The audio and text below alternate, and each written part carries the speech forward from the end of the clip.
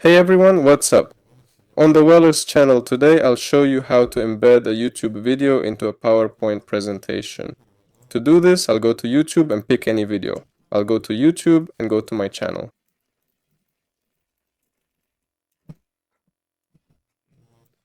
So I'll pick any video, right? For example, here's my intro video, literally. So we copy the link, and then in the presentation, you'll have an insert button or a videos button. Yes, right here is the video button. Right here I have the insert video button.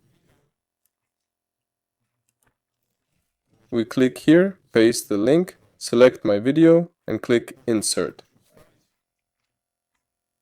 And there's your video.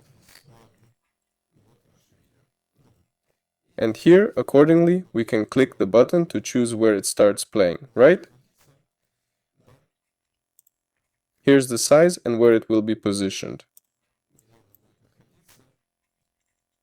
And that's basically it. Like, subscribe to the channel. See you all later.